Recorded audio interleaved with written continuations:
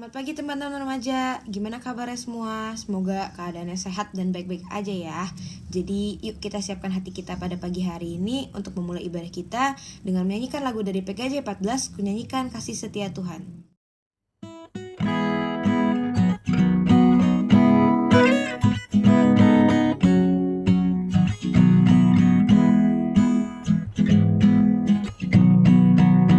Kunyanyikan kasih setia Tuhan selamanya, selamanya. Kunyanyikan kasih setia Tuhan selamanya, kunyanyikan selamanya. Ku tutupkan tajammu, kasih setiamu Tuhan. Ku tutupkan tajammu, kasih setiamu Tuhan temurun. Menyanyikan kasih setia Tuhan selamanya, selamanya. Menyanyikan kasih setia Tuhan selamanya, kunyanyikan selamanya.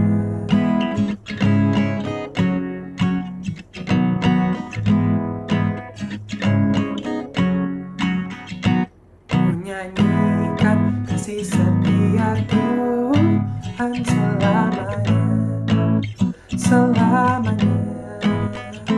Kunyanyikan kasih setia Tuhan selamanya, kunyanyikan selamanya.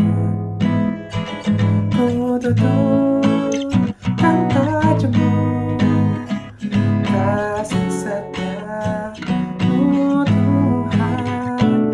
Ku tutupkan tajammu, kasih setiamu Tuhan temurun.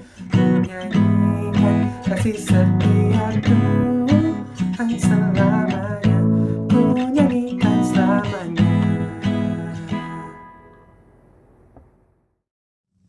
Teman-teman yang terkasih, ibadah kita pada hari ini dapat berlangsung karena pertolongan kita ada di dalam nama Tuhan yang menyanyikan langit dan bumi, yang kasih setianya kekal untuk selama-lamanya. Salam bagi teman-teman yang datang di dalam nama Tuhan, Tuhan beserta saudara. Teman-teman, kata pembuka kita hari ini diambil dari Titus 3 ayat 1, ingatkanlah mereka supaya mereka tunduk pada pemerintah dan orang-orang yang berkuasa, taat dan siap untuk melakukan setiap pekerjaan yang baik. Nah, teman-teman sadar gak sih dalam kehidupan modern sekarang ya, kesetiaan tuh udah menjadi barang yang mahal dan langka banget.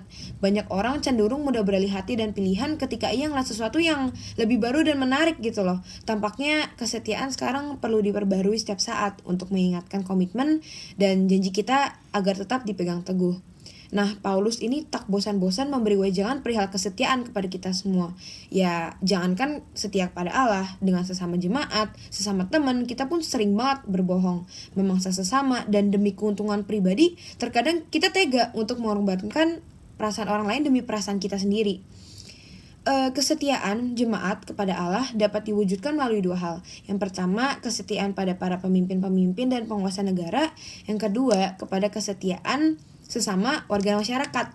Sebagai remaja Kristen harus tunduk bukan hanya pada hukum dan ketetapan-ketetapan Tuhan, tetapi juga pada berbagai peraturan sipil yang mengikat kehidupan bersama sebagai warga masyarakat. Kita wajib mematuhi peraturan-peraturan yang ada agar menjadi warga negara yang baik dan bertindak sesuai tetangga yang terhormat.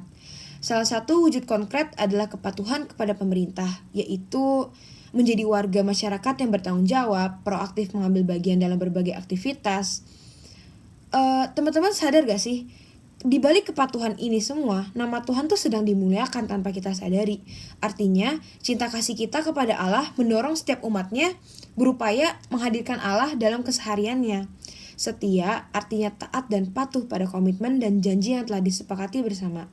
Setia berarti melatih diri untuk belajar konsisten. Setia berarti sanggup mengalahkan diri sendiri saat egoisme diri muncul dengan emosi yang bergejolak dan keinginan untuk berpaling ke sasaran yang lain.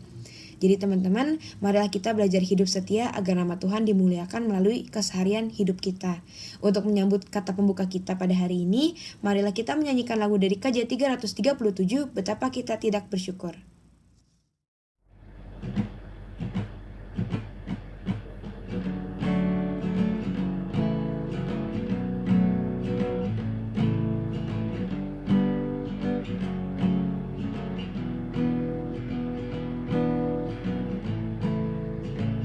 Betapa kita tidak bersyukur, bertanah air kaya dan subur, lautnya luas, gunungnya megah, menghijau padang, bukit dan lembah. Itu semua berkat karunia Allah yang agung, maha kuasa. Itu semua berkat karunia Allah yang agung, maha kuasa.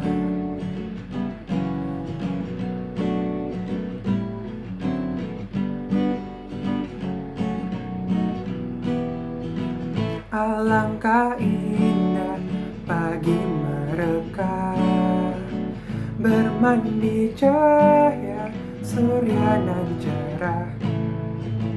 Di tingkah hijau burung tak henti, bunga pun bangkit harum berseri. Itu semua berkat karunia Allah yang agung, maha kuasa. Itu semua berkat karunia Allah yang agung, maha kuasa. Teman-teman, marilah kita menundukkan kepala kita dan meminta ampun kepada Tuhan atas dosa yang telah kita perbuat selama seminggu ini. Teman-teman, mari kita bersatu dalam doa.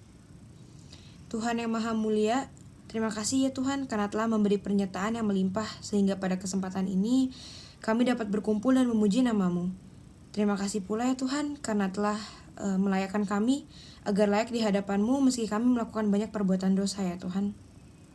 Ya Tuhan, kami sadar betul bahwa seringkali kami lalai untuk menjalankan perintah-Mu, menyimpang dari kebenaran-Mu, dan melakukan perbuatan-perbuatan yang tidak terpuji ya Tuhan. Semuanya adalah dosa yang kami tanggung. Sekarang kami sadar bahwa itu adalah perbuatan yang salah. Maka dari itu Tuhan, kami mohon agar diampuni dosa dan kesalahan yang telah kami perbuat. Tidak ada tempat lain selain kepada-Mu ya Tuhan, kami meminta pertobatan. Kami ingin Engkau menghapus segala kesalahan yang pernah kami perbuat. Ya Tuhan, kami yakin bahwa Engkau Maha Pengampun, Maha Mengasihi, dan kami yakin Engkau akan selalu membimbing kami agar tidak lagi melakukan perbuatan dosa ya Tuhan. Kembali ke jalan yang benar dan tidak membiarkan kami terjerumus lagi dalam kesalahan yang sama. Dalam Tuhan yang besar kami memohon, amin. Bila ku renung dosaku padamu Tuhan,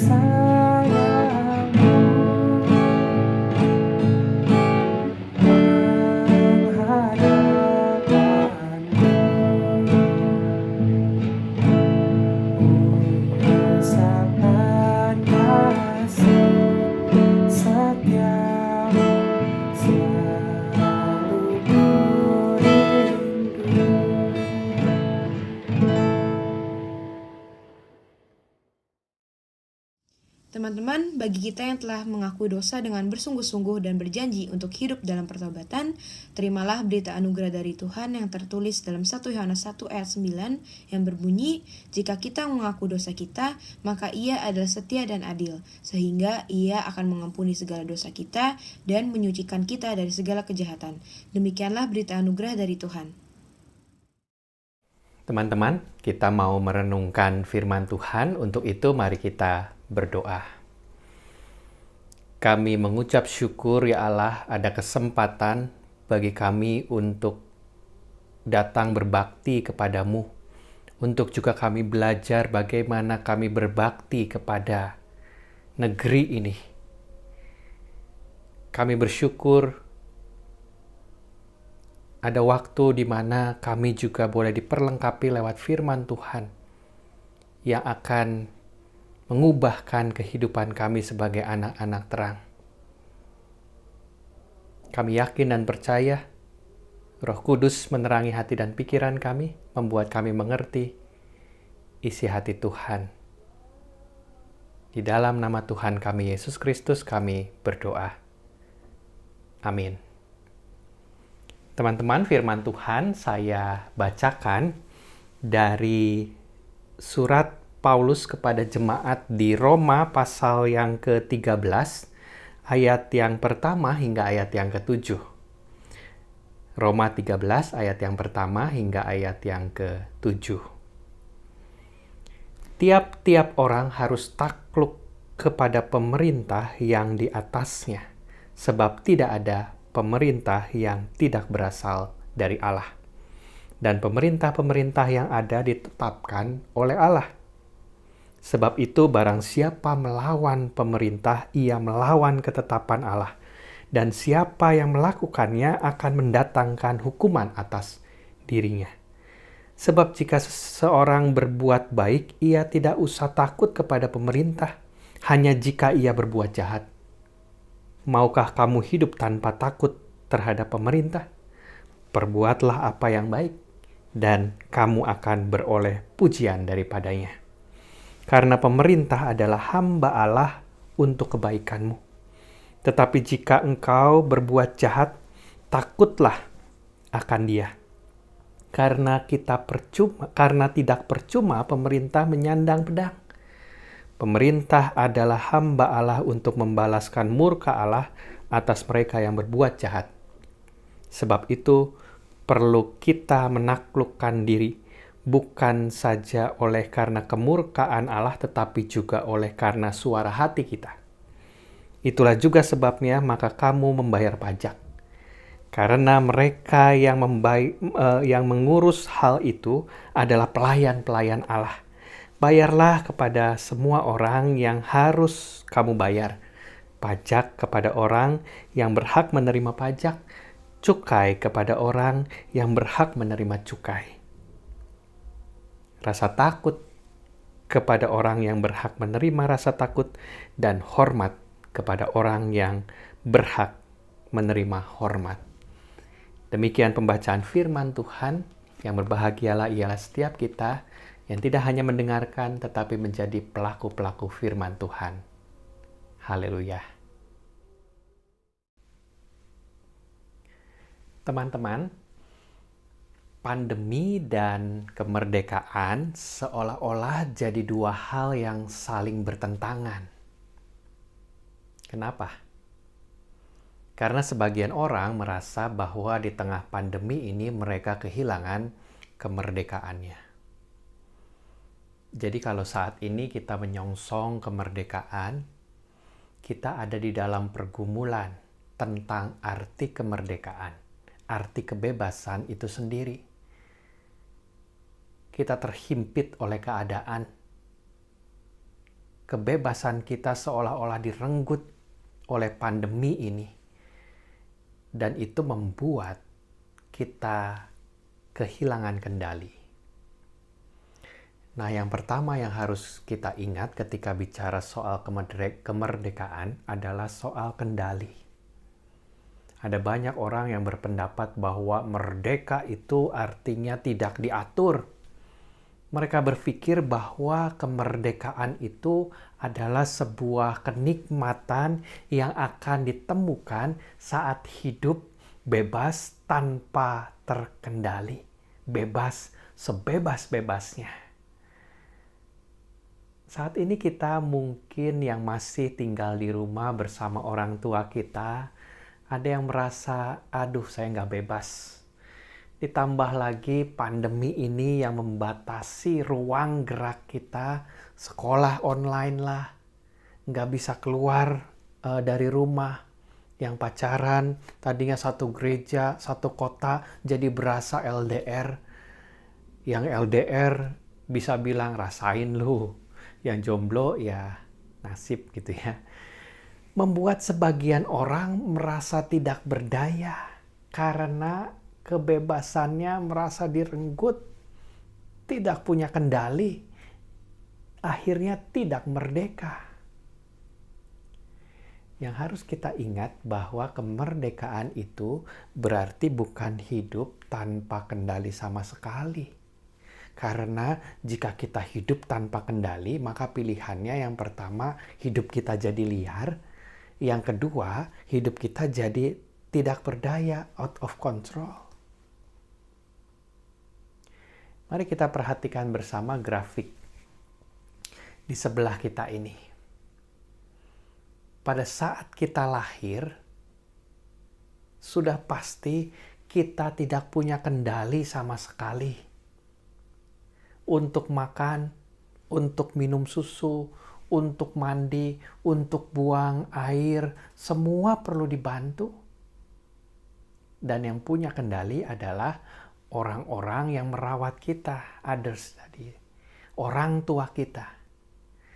Tetapi semakin bertumbuh dewasa, kita akan semakin punya self-control. Sehingga ada banyak hal yang akhirnya bisa kita lakukan sendiri di bawah kendali kita. Jadi saat masih kecil, maka ada kendali besar dari orang lain yang lama-kelamaan akan semakin mengecil seiring pertumbuhan kita. Sebaliknya, semakin kita bertumbuh dewasa, kita akan semakin besar juga punya kendali terhadap diri kita sendiri, dan di titik itulah, titik puncak itulah yang disebut sebagai freedom, kebebasan, kemerdekaan. Jadi semakin dewasa seseorang, semakin punya banyak ruang kendali untuk dia memutuskan sesuatu, untuk memilih sesuatu, untuk bertindak sesuatu, bagaimana keluar dari himpitan hidup di tengah pandemi ini, bahkan untuk dapat tetap berbuat sesuatu. Itulah freedom, itulah kemerdekaan. Nah, teman-teman, pertanyaannya, di titik manakah kita saat ini? Dan bagaimana caranya kita mengusahakan diri kita menjadi orang-orang yang merdeka, yang dewasa dalam bertindak, dewasa dalam beriman, karena kita adalah orang-orang yang dipercaya Tuhan menjalani kehidupan yang diberikannya. Kita tidak bisa sepenuhnya bebas jika kita belum berani untuk memikul tanggung jawabnya untuk menjadi dewasa di dalam hidup kita. Tetapi Dia mau kita menikmati kemerdekaannya dengan benar, supaya ada kesempatan kita juga untuk memerdekakan orang lain. Itulah arti kemerdekaan yang sesungguhnya. Dalam bacaan kita, ketika jemaat di kota Roma diberi perintah bahwa tiap-tiap orang harus takluk kepada pemerintah yang di atasnya. Dalam konteks pemerintahan di Roma, jemaat pada saat itu ada di posisi sebagai orang-orang yang tertindas. Mereka hidup terkungkung, dijajah, mereka menderita, sehingga jadi sangat sulit untuk mereka hidup melakukan apa yang Paulus peringatkan ini. Bahwa mereka harus tetap taat kepada pemerintah. padahal mereka sedang dijajah, padahal mereka sedang ditindas, termasuk dalam hal membayar pajak yang gak rela mereka. Kenapa? Pertama-tama teman-teman, orang Yahudi itu hanya mengakui satu sistem pemerintahan, yaitu sistem pemerintahan teokratis di mana Allah sebagai pemimpinnya. Jadi dengan menaati pemerintah, dengan membayar pajak pada negara, pada kaisar, berarti mengakui pimpinannya bukan Tuhan, tetapi negara, pemerintah, atau kaisar. Dan itu merupakan pergumulan teologis bagi mereka yang tidak mudah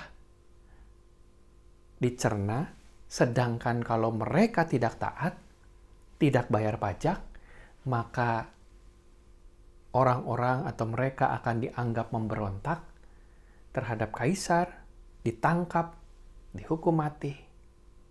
Jadi dua hal ini serba dilematis.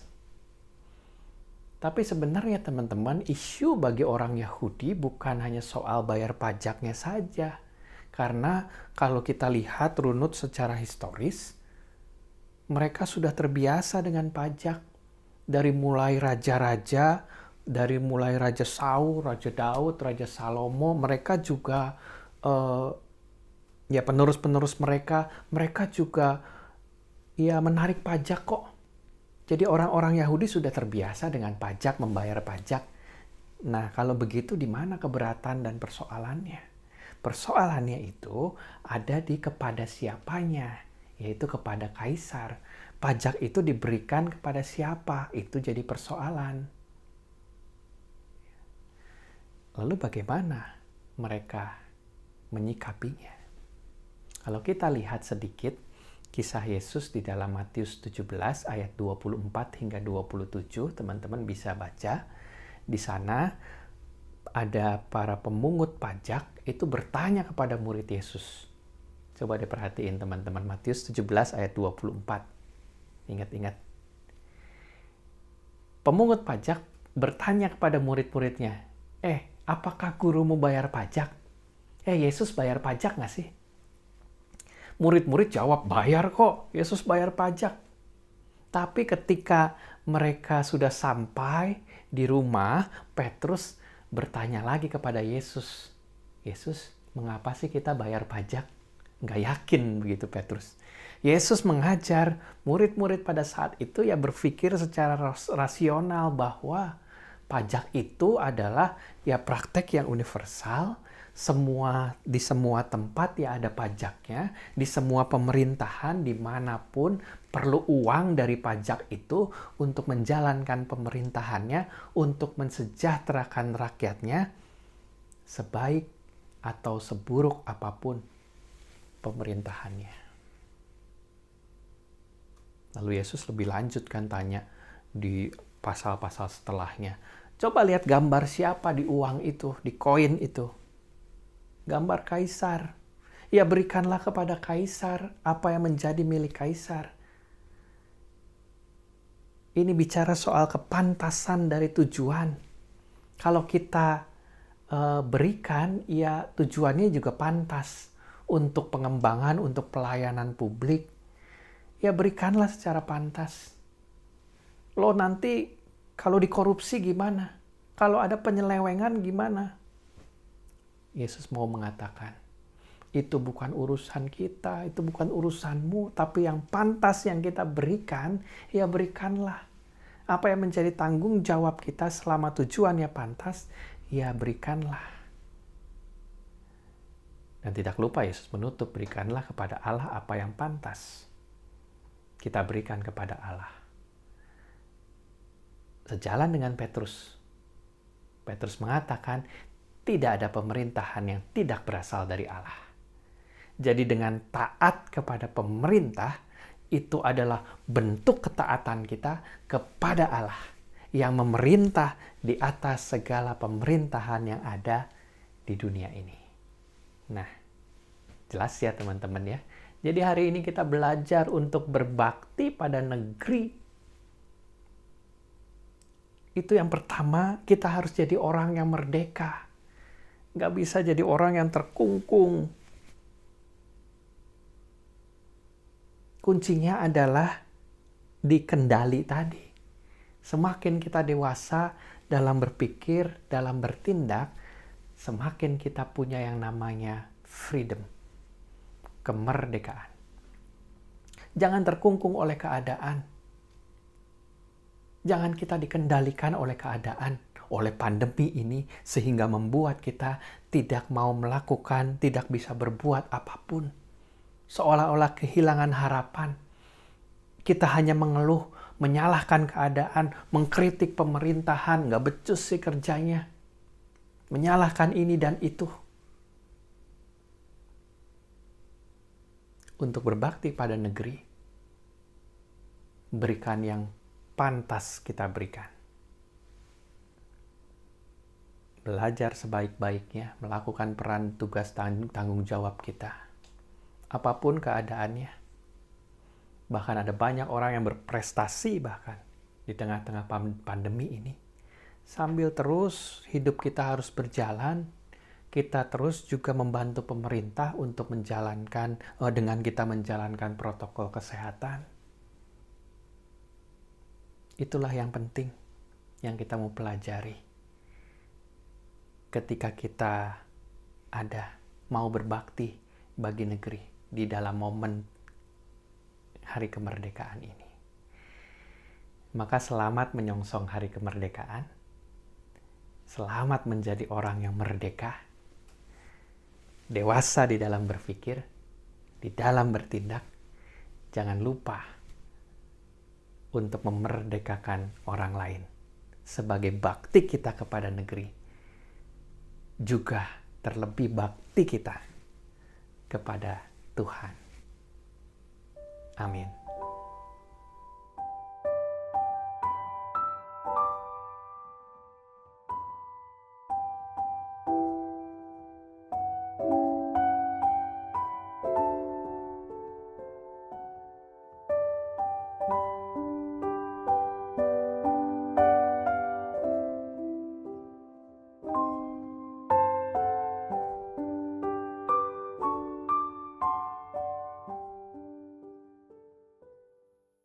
Marilah kita bersama dengan umat Allah di masa lalu, masa kini, dan masa depan, mengingat janji baptisan kita dengan mengikrarkan pengakuan iman rasuli.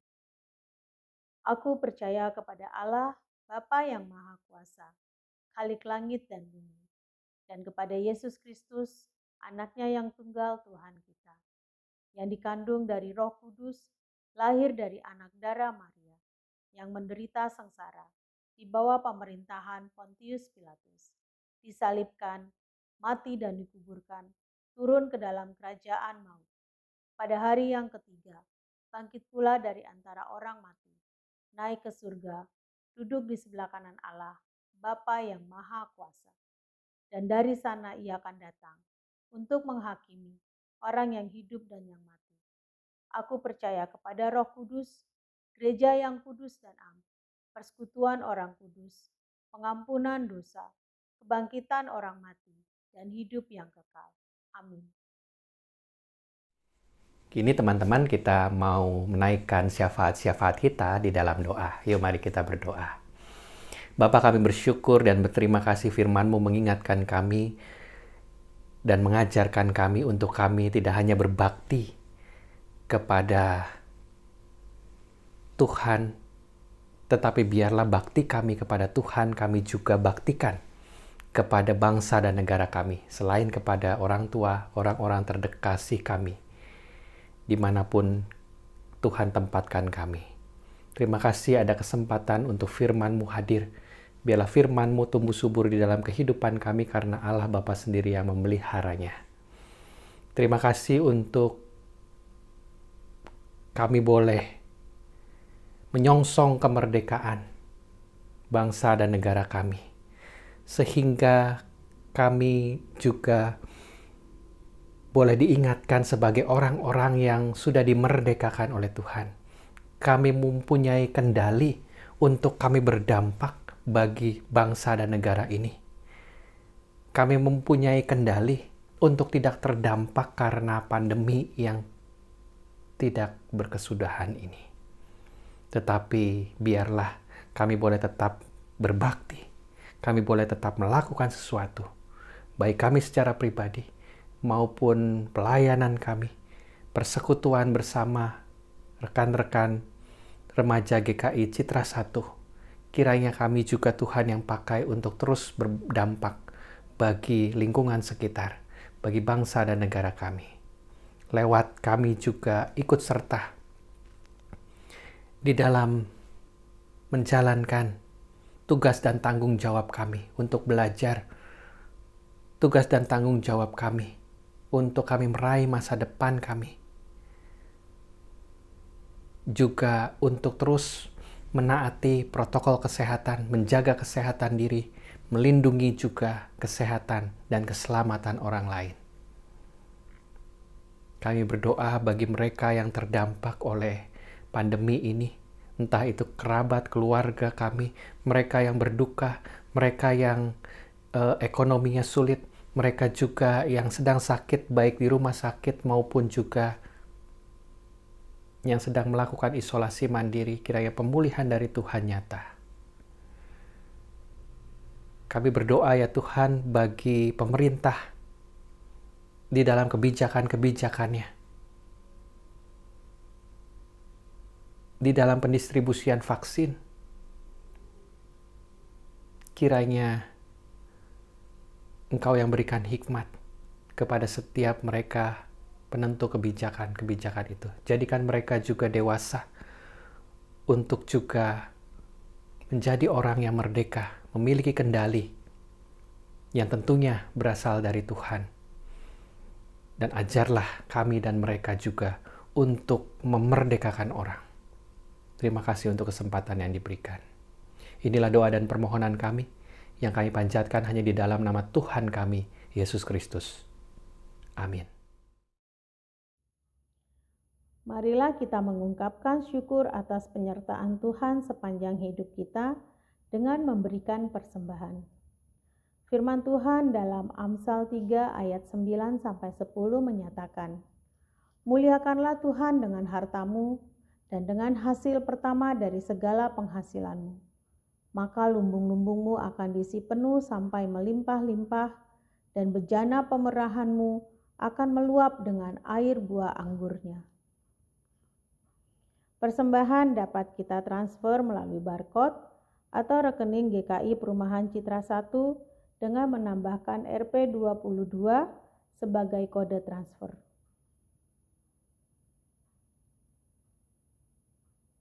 Mari kita bawa persembahan kita di dalam doa.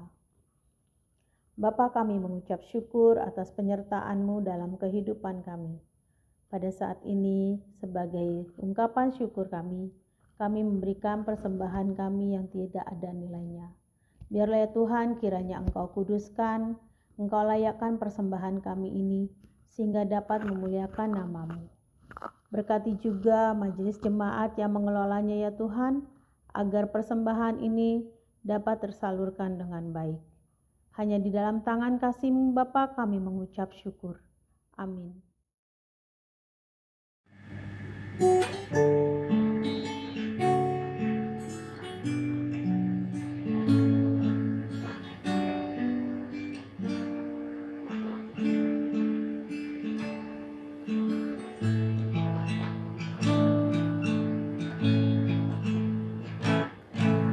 Indonesia negaraku, Tuhan yang memberikannya.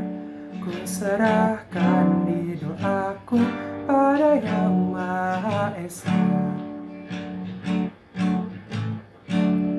Bangsa rakyat Indonesia, Tuhanlah pelindungnya.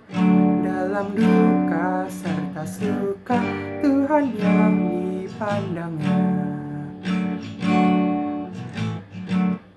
Dirgahayu Indonesia, bangsa serta alamnya. Kini dan sepanjang masa, selalu Tuhan sertanya.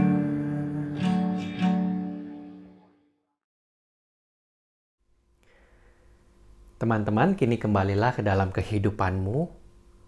Arahkanlah hatimu kepada Tuhan. Jadilah saksi Kristus. Terpujilah Tuhan. Kini terimalah berkat dari Tuhan. Tuhan memberkati engkau dan melindungi engkau. Tuhan menyinari engkau dengan wajah-Nya dan memberi engkau kasih karunia. Tuhan menghadapkan wajah-Nya kepadamu dan memberi engkau damai sejahtera. Amin.